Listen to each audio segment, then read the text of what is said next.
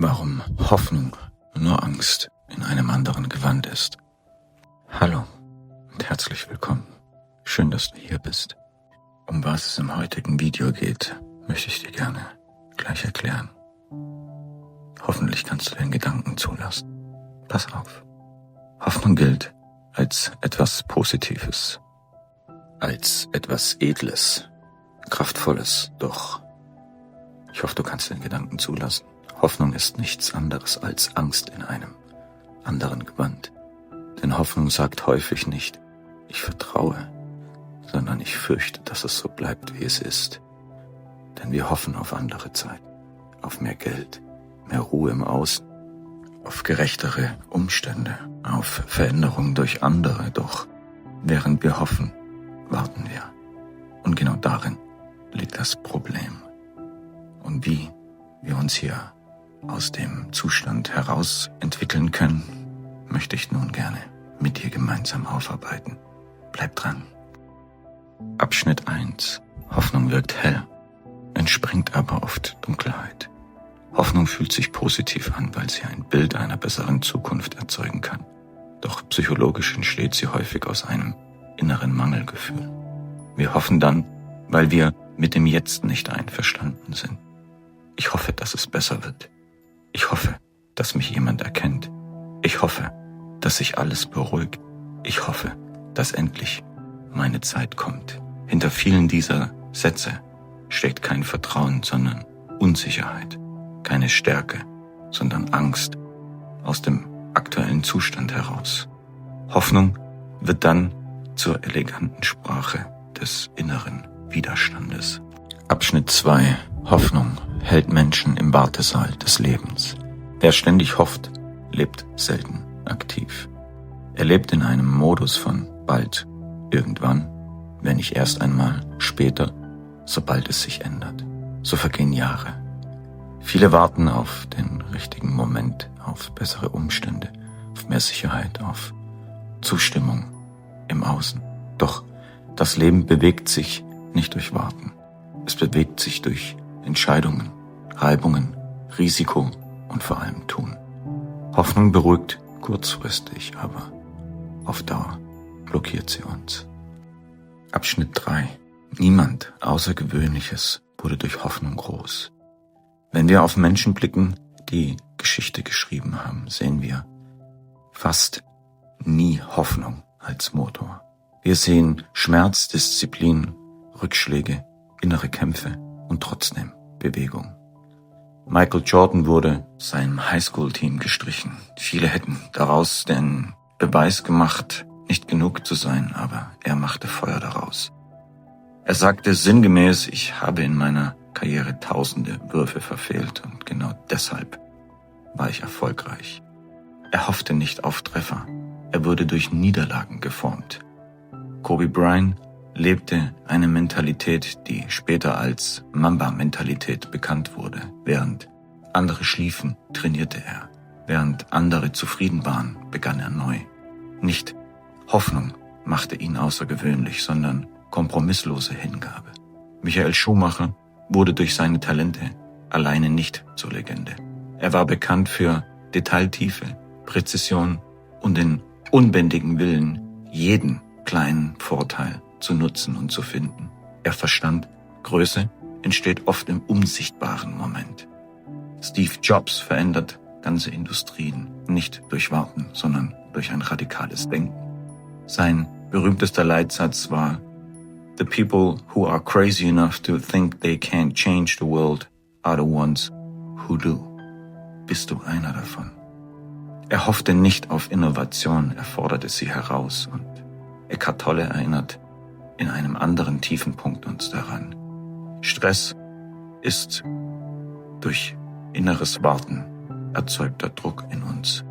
Genau das beschreibt Hoffnung im negativen Sinne. Körperlich hier, aber innerlich ständig woanders. Im Jetzt anwesend, mental in einer Zukunft, die es noch überhaupt gar nicht gibt. Und dadurch entsteht eine Diskrepanz.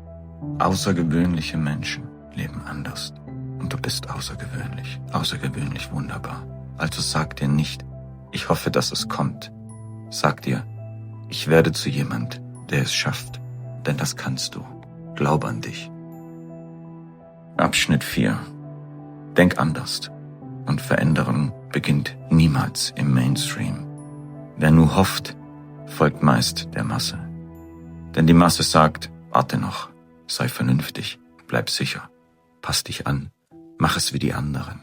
Doch Fortschritt kann fast nie aus Anpassung entstehen. Fortschritt kam von Menschen, die anders dachten, die Regeln hinterfragten, die den Status quo nicht als Endpunkt akzeptierten. Daher der rebellische Spruch Think Different. Nicht im Sinne der Rebellion, aber im Sinne des Veränderns durch innere Rebellion. Es bedeutet, klar zu erkennen, wer nur hofft wie alle anderen, wird oft leben wie alle anderen. Anders denken ist der Anfang von allem Handeln. Und hierin liegt die größte Chance deines Lebens. Abschnitt 5. Der eigentliche Wandel ist fast immer nur innerlich. Viele Menschen wollen neue Ereignisse, neue Ergebnisse mit einer alten Haltung. Mehr Erfolg, aber gleichzeitig keine neue Disziplin. Mehr Freiheit, aber gleichzeitig in der Angst noch verruhen. Und mehr Wirkung, aber gleichzeitig die alten Ausreden. So funktioniert Wandel nicht. Nichts verändert sich dauerhaft im Außen, wenn sich innerlich nichts bewegt und verändert. Der erste Hebel ist nicht die Welt. Der erste Hebel bist du. Deine Standards, deine Gewohnheiten, deine Entscheidungen, dein Umgang mit der Wahrheit, dein Mut zur Konsequenz. Erst wenn sich das verändert, verändert sich dein Leben sichtbar. Glaub an dich. Ich glaube an dich. Abschnitt 6. Hoffnung ersetzt oft Verantwortung. Hoffnung klingt harmlos, aber Verantwortung kann dadurch verdeckt werden. Denn solange ich hoffe, muss ich mich nicht fragen, warum handle ich nicht? Was vermeide ich? Wovon laufe ich weg? Welche Entscheidungen schiebe ich auf und welche Wahrheit kenne ich längst und ignoriere sie? Hoffnung kann also ein emotional bequemes Versteck für uns sein. Denn es gibt uns Trost, ohne Bewegung zu verlangen. Doch Wachstum beginnt fast immer dort, wo unsere Ausreden ein Ende finden. Abschnitt 7. Von Hoffen zu handeln. Der Wendepunkt beginnt mit einer einfachen Frage. Nicht, wann wird es besser, sondern wann ist mein nächster Schritt? Nicht morgen, nicht wenn alles geklärt ist, nicht wenn die Angst weg ist, sondern genau jetzt, in diesem Moment. Führe ein Gespräch, vor dem du dich vielleicht schon länger drückst. Eine Gewohnheit, die du ändern möchtest. Eine Grenze, die du gerne verschieben möchtest.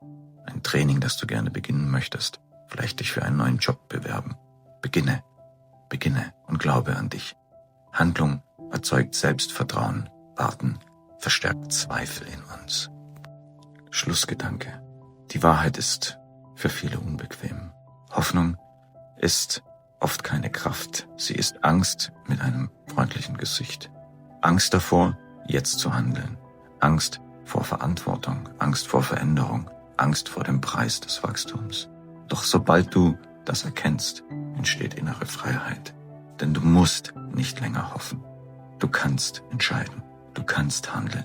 Du kannst gestalten. Du kannst dein Leben verändern. Die Zukunft gehört dir. Sie gehört nicht denjenigen, die warten.